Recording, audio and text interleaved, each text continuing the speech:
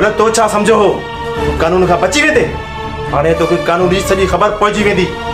SHO साहब तोखे मुंहिंजे खिलाफ़ को गवाह आहे ऐं कहिड़े केस में तो मूंखे तूं गिरफ़्तार करी। एसएचओ साहब सोचे समझी कदम खण इहे न त सुभाणे तोखे वरी पछताइणो पए।